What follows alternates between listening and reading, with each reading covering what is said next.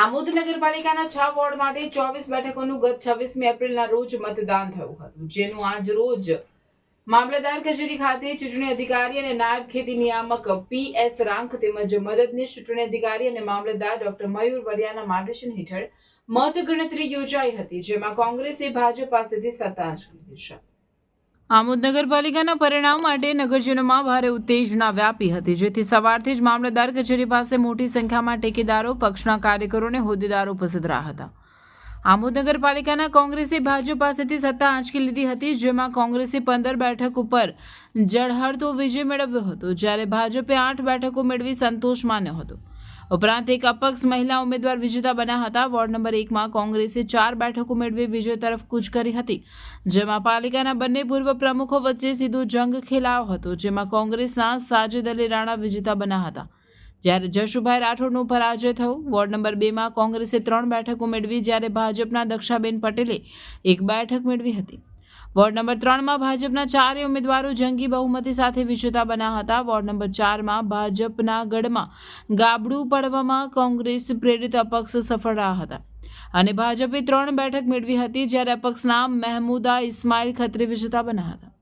Ward number 5માં 4 બેઠકો ઉપર કોંગ્રેસે જ્વલંત વિજય મેળવ્યો હતો। વોર્ડ નંબર 6માં પણ કોંગ્રેસે 4 બેઠકો ઉપર જ્વલંત વિજય મેળવી આમોદ નગરપાલિકા પોતાના પંજામાં સમાવી દીધી હતી। આમોદ પાલિકામાં કોંગ્રેસ વિજેતા બનતા વિજેતા ઉમેદવારોનું ડીજે સાથે વિજય સરઘસ નીકળ્યું હતું, જે નગરપાલિકા કચેરી ઉપર ચડી કોંગ્રેસી કાર્યકરોએ કોંગ્રેસનો ધ્વજ ફરકાવી વિજય ઉન્માદ વ્યક્ત કર્યો હતો। આમોદ નગરપાલિકામાં ભાજપે પૂર્વ જિલ્લા જલપા પટેલના કારણે સત્તા ગુમાવી હોવાનું ચર્ચાઈ રહ્યું છે, કારણ કે પૂર્વ પ્રમુખ જલપા પટેલ કોઈને પણ વિશ્વાસમાં લીધા વિના કોંગ્રેસના ગઢમાં જઈને વિકાસના કામો કર્યા હતા, તેમજ ભાજપના વિસ્તારોમાં વિકાસના કામો કરવામાં અવગણના કરી હતી, જેની ફરિયાદ ધારાસભ્ય DK સ્વામી સહિત ભાજપના 13 સદસ્યો તેમજ શહેર સંગઠનના હોદ્દેદારોએ ભરૂચ જિલ્લા ભાજપ પ્રમુખ પ્રકાશ મોદીને જલપા પટેલને હોદ્દા ઉપરથી દૂર કરવા રજૂઆત કરી હતી, પરંતુ જિલ્લા મોવડી મંડળે સ્થાનિક સદસ્યો તેમજ ધારાસભ્યની રજૂઆતને ગંભીરતાથી નહીં લેતા ભાજપે સત્તા ગુમાવી પરિણામ ભોગવવું પડ્યું હતું। અમારા બોર્ડના જે તમામ સભ્યો જે ચૂંટાઈ આવેલા છે એમના વતી સલીમભાઈ, મહેબૂબ કાકુજી, સાજુ રાણાથી લઈને મહેન્દ્ર દેસાઈ, રોહિતથી લઈને તમામ કાર્યકરો અને તમામ મહેશભાઈ પ્રમુખ અમે લોકો ખાતરી આપીએ છીએ કે તમામ પ્રશ્નો અમે સારી રીતે વાચા આપીને પ્રજાના પ્રશ્નો ઉકેલવાના તમામ પ્રયત્ન કરીશું। બીજું ખાસ કરીને ગ્રાન્ટોની અમે સમાન ધોરણે વહેંચણી કરીને તમામ એરિયાઓને અમે સાથે લઈને ચાલીશું। બીજી વાત મહત્વની એ વાત છે કે આટલા બધા એની અંદર બી તમે લોકોએ જે સાથ અને સહકાર આપીને કોંગ્રેસની પેનલને ચૂંટાઈ આવેલો છે એ બધાએ તમારા લોકોના આભારી છે, કોઈ એક વ્યક્તિનું કામ નથી। ફરીવાર અમે તમને ખાતરી આપીએ છીએ કે તમામ કાર્યકરોનો ખૂબ ખૂબ આભાર માનીએ છીએ અને આમોદની સમગ્ર જનતાને અમે જણાવીએ છીએ કે તમામ પ્રશ્નો ઉકેલ કરવાના અમે કટિબદ્ધ થઈશું।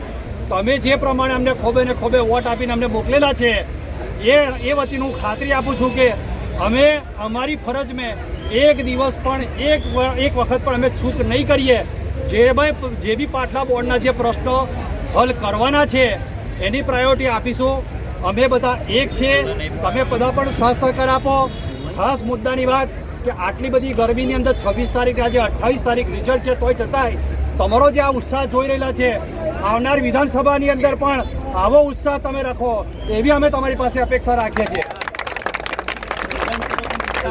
વિધાનસભા પણ આવો માહોલ જો બનાવીને રાખશો અને આ જ રીતે જો આપણું કામ કરશો તો આપણો ધારાસભ્ય 100% બનશે અને આપણે જ્યારે અહીંથી જે આપણે ખુશી છે બધાને, પણ જ્યારે પણ જઈએ ત્યારે હારેલા ઉમેદવાર હોય તેને પણ કોઈ મન દુઃખ ના થાય એવી કામગીરી કરજો, જેથી કરીને આપણા કોંગ્રેસ પાર્ટીની જે નેમ છે એ કાયમ માટે આગળ રહે। કોંગ્રેસ પાર્ટી હંમેશા વિકાસને માનેલી છે ને વિકાસ કરવાનો છે અને થશે એની અમે ગેરંટી આપીએ છીએ।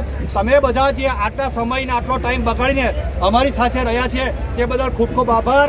કોઈનાથી અમારા ઉમેદવારો જે પણ ચૂંટાયા છે તેનાથી કોઈ પણ વ્યક્તિને, કોઈ પણ આગેવાનને, કાર્યકરને જો કદાચ કંઈ મન દુઃખ થયો હોય તો જાહેરમાં માફી માંગીએ છીએ।